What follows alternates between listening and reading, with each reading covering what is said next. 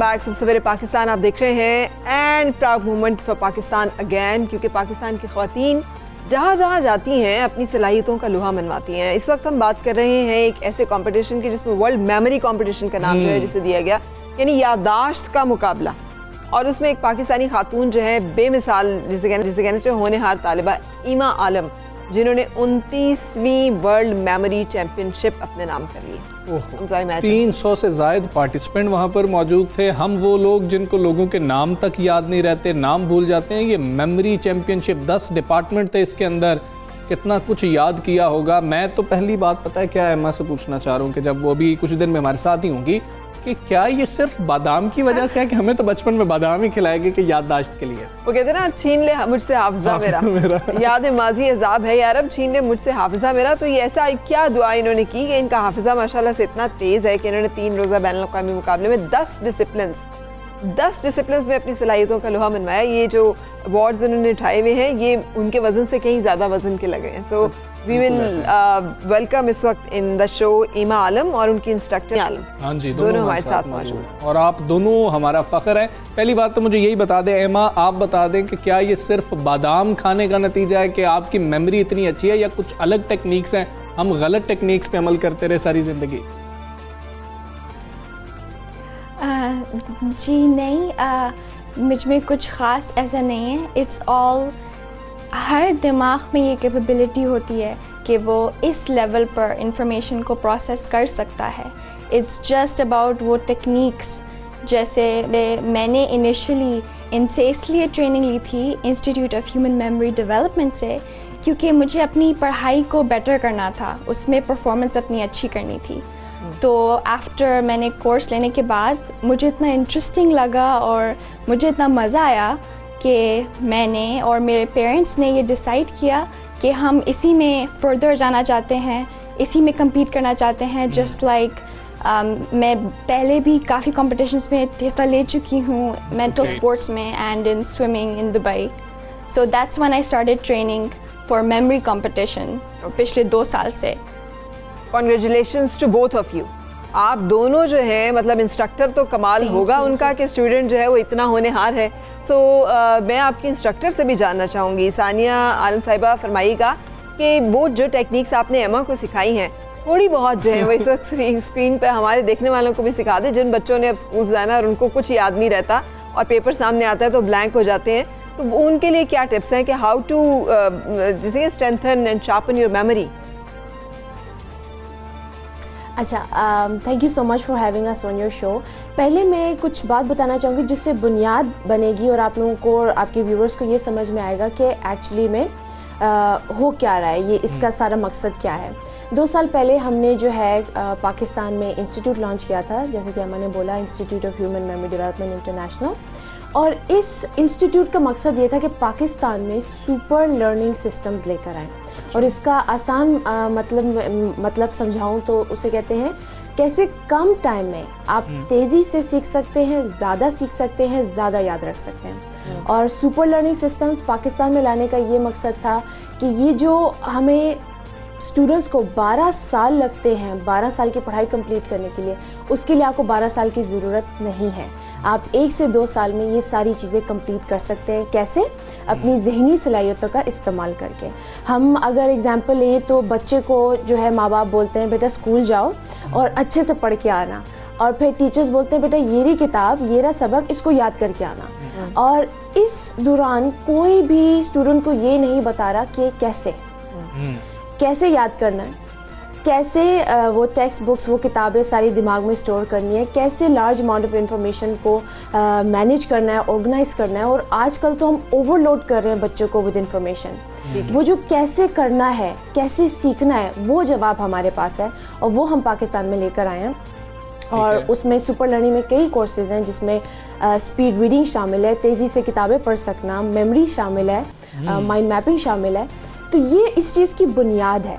अब आप अपने academic and professional, will you please share कोई एक आध टिप ही कि हमारे बच्चे जो है जिनको रट्टे की आदत है, एंड ये सवाल जो है यही एमा आपसे भी, क्रैमिंग, रट्टा, कि बस पहला लफ्ज़ याद दिला दें, आगे पूरा सफ़ा जो है हमें याद है जहन में, but we need to know कि what was the first word. तो क्या क्या टेक्निक हुई, एक आध तो बताइए। अच्छा, टेक्निक तो ये है कि आप हमारा कोर्स लें तो उसमें पूरा 30 आवर्स का है सिर्फ, और आपको हम ये पूरा सिखा देंगे। लेकिन यहाँ पे मैं सिर्फ एक बात इस्टेब्लिश कर दूं कि याददाश्त का, जैसे आपने बादाम का बोला था या ऐसे बोला था, हर इंसान के पास सलाहियत है कि वो याददाश्त सही कर सकता है। हमें सिर्फ मैकेनिज़्म नहीं समझ में आता, इसीलिए हम जो ऑटो पे जाते हैं वो है रट्टा।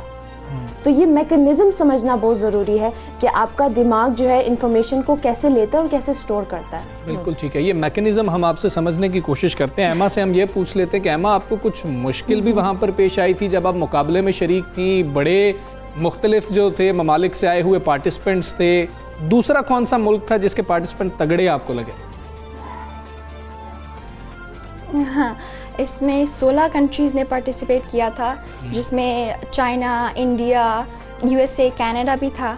लेकिन मैं अपनी ट्रेनिंग में कॉन्फिडेंट थी जो कि इंस्टीट्यूट ने मुझे दी, and my coach, and she is the one who groomed me, trained me. इन्होंने मेरी टेक्निक्स फिक्स की and I was confident enough कि मैं पूरे वर्ल्ड के टॉप से। सो अगर हम देखें तो जैसे ओलंपिक्स होता है, चाहे वो cricket, hockey, tennis, world level पर जो मुकाबला होता है, this is that in memory. And 29 years के बाद, 29 ईयर्स से ये मुकाबला हो रहा है एंड पाकिस्तान पहली बार चैम्पियन बना है। ओके, एंड एमा, इसमें लड़कियों के अलावा क्या लड़के भी पार्टिसिपेट कर रहे थे? एंड आपने कैसे आपने इवेल्युएट किया कि क्या इम्पोर्टेंट है? पर्सनल कोई उसमें भी, जैसे हम बार बार एक बात कर रहे हैं, कोई जहनी काबिलियत का भी इसमें अमल दखल है? ये इट्स जस्ट ट्रेनिंग कि आप ये स्किल हासिल कर लें कि आपने मेमोरी को अपने कैसे ऑर्गेनाइज करना है, कैसे मैनेज करना है, कैसे इंफॉर्मेशन फीड करनी है, या कोई जहनी काबिलियत का भी इसमें अमल दखल है?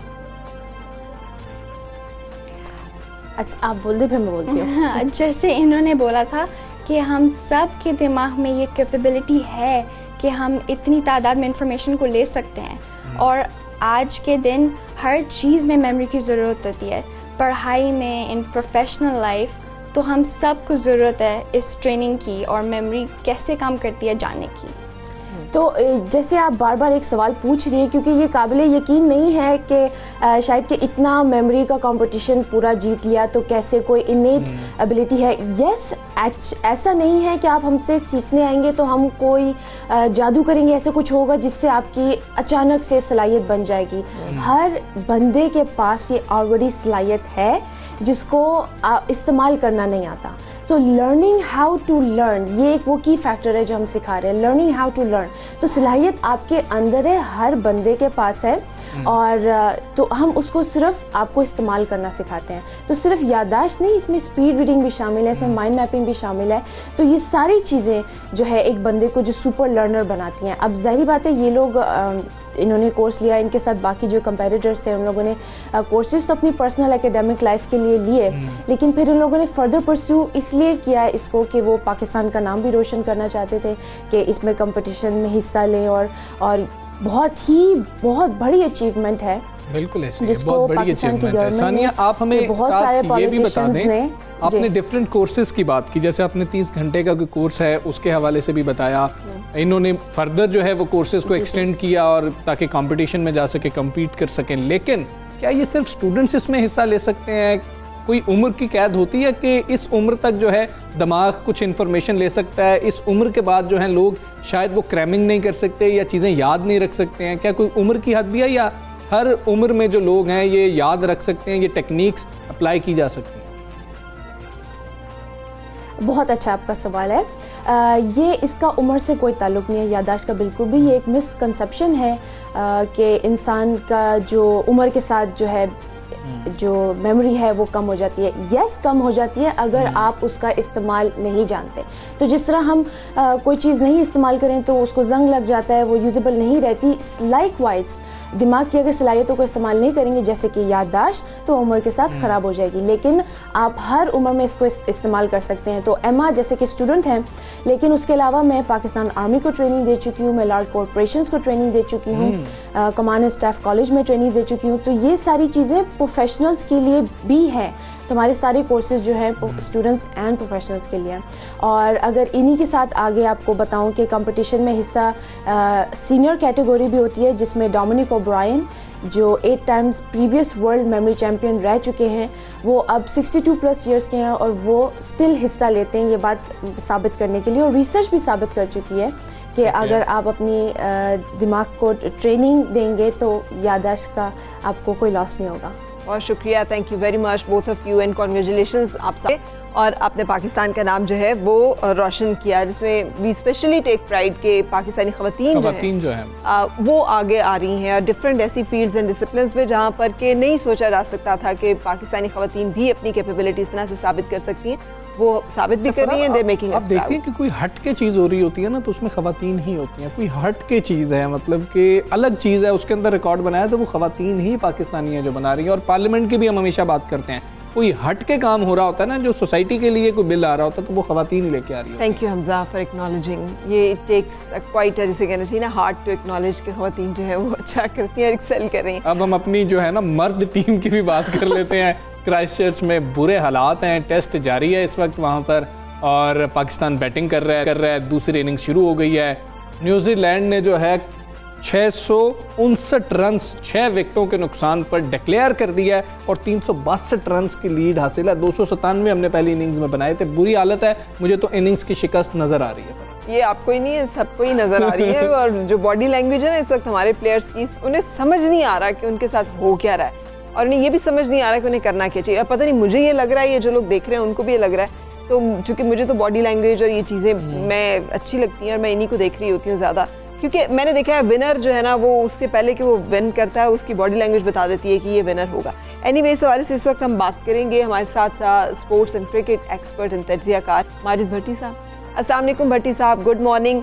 फरमाइएगा सर, ये क्या हो रहा है हमारे साथ, और आपको भी क्या नज़र आ रहा है, जैसे हमजा को नज़र आ रहा है कि हम लूज कर गए हैं? वेरी गुड मॉर्निंग हमजा और फरा। और ज़ाहिर सुबह सवेरे को बहुत अच्छी खबर आपसे शेयर नहीं कर रहे हैं। आपने कहा कि टेस्ट वाकई पाकिस्तान के इन 11 खिलाड़ियों के अलावा इस 22 करोड़ आवाम का भी इस वक्त टेस्ट नजर आ रहा है कि इतनी नीचे पाकिस्तान की टीम लगी हुई है। हमारी अगर आप पाकिस्तान क्रिकेट की लेगेसी देखें तो हम टेस्ट क्रिकेट में भी वर्ल्ड नंबर 1 रहे हैं 2016 में जी। लेकिन आज जिस ब्रांड की हम क्रिकेट खेल रहे हैं, चाहे वो बैटिंग हो चाहे वो बॉलिंग हो, लग ऐसा रहा है कि पाकिस्तान की क्रिकेट को अब संभलने में काफी टाइम लगेगा। जिस देखें हार जीत तो खैर जब 2 टीमें खेलती हैं, एक जीतती है एक हारती है, लेकिन इस टेस्ट मैच को अगर हम अपना सामने रख लें तो पाकिस्तान ने 297 रन बनाए। उसके बाद पाकिस्तान ने इस तरह की बॉलिंग की है, ऐसे लग रहा था कि क्लब क्रिकेटर जो है वो न्यूजीलैंड की टीम को बॉलिंग कर रहे हैं। जिस तरह केन विलियमसन ने बैटिंग की, फिर उनके जो अभी मिचेल्स ने थोड़ी देर पहले जब सेंचुरी बनाई, जब उन्होंने क्लियर की, तो इस तरह पाकिस्तान की बॉलिंग पर वो डोमिनेट कर रहे थे। हमारा बॉलिंग में कोई प्लान नजर नहीं आ रहा था और Pakistan team unfortunately bowling coach से भी महरूम है। वकारी को छुट्टियां मनाने पाकिस्तान आए हैं। तो मेरे ख्याल में अगर इसी तरह हम अपनी क्रिकेट को आगे बढ़ाते रहे तो ऐसे ना हो कि फिर जो हमारे क्रिकेट देखने वाले करोड़ों लोग हैं वो हमारी टीम से मायूस हो जाएं। मेरे ख्याल में ओवरहॉलिंग की जरूरत है। अब कोई ऑपरेशन क्लीन अप इस लिहाज से चाहिए कि टेकिंग फॉर ग्रांटेड नहीं होना चाहिए कि प्लेयर ये समझ बैठेंगे शायद हमारे बगैर पाकिस्तान के 11 प्लेयर बनेंगे नहीं या 11 रुपये टीम तश्कील नहीं पाएगी। मेरे ख्याल जो लड़का अच्छा खेलता है उसको लेके आगे जाएं और जो लोग अब मुसलसल नाकाम रहे उन्हें यहाँ खुदाफिज कहकर अब हमें कुछ नए चेहरों को पाकिस्तान क्रिकेट के मंजर पर लाना होगा। बिल्कुल ठीक है माजिद भट्टी साहब, एक जो पाकिस्तानियों के पास ये कह लिया जाए कि एक्सक्यूज़ है वो ये है कि बाबर आजम नहीं है। मुझे ज़ाती तौर पर यह लगता है कि बाबर आजम होते भी तो हम मैच नहीं बचा सकते थे कोई भी, जिस तरह की हमने बॉलिंग की है। आप क्या समझते हैं, बाबर आजम की मौजूदगी से कोई फ़र्क पड़ता? देखिए, अब दिल को बहलाने के लिए गालिब ये ख्याल अच्छा है तो कहने को तो ठीक है कि बाबर आजम होते, लेकिन आपकी बात बिल्कुल सही है कि बाबर आजम से भी तो बहुत ज्यादा डिफरेंस हम क्रिएट नहीं कर सकते थे, क्योंकि न्यूजीलैंड की टीम इस तरह की बॉलिंग कर रही है। अगर वाकई बाबर आजम उसके खिलाफ जम जाते और अपनी क्लास शो कर देते तो पाकिस्तान क्रिकेट के लिए वाकई एक बहुत बड़ी चीज होती है। और बाबर आजम की एक क्लास है, बाबर आजम का एक मकाम है वर्ल्ड क्रिकेट में। लेकिन देखिए, कभी भी ये क्रिकेट टीम गेम है, ये स्क्वाश या टेनिस की तरह इंडिविजुअल खेल नहीं है। इसमें जब 11 खिलाड़ी परफॉर्म करते हैं तो टीम जीतती है। तो एक प्लेयर पे तो कभी रिलाई नहीं कर सकते। लेकिन मेरे ख्याल में माइनस बाबर आजम अगर हम देखें तो हमारे इन 11 खिलाड़ियों में से 1-2 ही हम आगे लेकर चल सकते हैं, वरना अब देखें मिसबाह उल हक जब से हेड कोच बने, पहले हम ऑस्ट्रेलिया में सीरीज हार गए, इंग्लैंड से इंग्लैंड में हार गए, अब ये तीसरी अवे सीरीज है जो हारने जा रहे हैं। तो मेरे ख्याल में बाबर आजम से होने से ये कि थोड़ा सा मुकाबला हम कर सकते थे, लेकिन इस तरह हमारे बॉलर्स बॉलिंग कर रहे हैं तो बाबर आजम जैसे 2 बाबर आजम चाहिए थे पाकिस्तान टीम को ठीक है मैचों को बचाने के लिए। ठीक है भट्टी साहब, ये भी बताइएगा मिस रीड एक लग रहा है कि मिस रीड पिच को भी किया है, जैसे जफर गौहर को डेब्यू करवाया, जबकि जफर गौहर जो है उन्होंने अपना जो मिचेल थे जो उनके बाएं हाथ के स्पिनर थे उन्हें ड्रॉप किया था। तो अगर वो ड्रॉप कर रहे थे तो हमने खिलाया और फिर उन्होंने 50 रन दिए, जो कि ठीक है उन्होंने बैटिंग जो है उसमें खासा वो किया, लेकिन ये एक फैसला। फिर दूसरा इतनी नो बॉल्स जितनी हम नो बॉल कर रहे हैं, और नसीम शाह जो है वो उन्होंने तो कोई कमाल ही कर दिया है, मतलब 16 नो बॉल्स। सो ये स्ट्रेस है, ये इनएक्सपीरियंस्ड है, ये क्या चीज़ है जो रिफ्लेक्ट कर रही है यहाँ पे हमारी बॉलिंग का जो फेलियर हमें नजर आ रहा है, बॉलिंग एंड फील्डिंग बोथ। और नसीम शाह की पेस पर भी बात कीजिएगा। देखिए ये बिल्कुल आप सही कह रही हैं फराह के मिचेल स्टैंडर जो है उनको ड्रॉप किया न्यूजीलैंड ने अपनी होम कंडीशन में। हमने जफर गौहर को टेस्ट डेब्यू करा दिया, 150 से ज्यादा रन उन्होंने दिए और कोई विकेट नहीं लेते। इसी तरह बिल्कुल आप सही कह रही हैं कि एक तो हमारी फील्डिंग बहुत ही खराब पूरी सीरीज में, चाहे आप T20 सीरीज देख लें, ये दूसरा टेस्ट मैच चल रहा है, हमने सीधे कैचेस ड्रॉप कर दिए और केन विलियमसन जैसे बैट्समैन को अगर हम चांस देंगे तो फिर हमारी टीम सर्वाइव नहीं कर सकती। फिर आपने बॉलिंग की बात की, नो बॉल वाकई एक मसला है।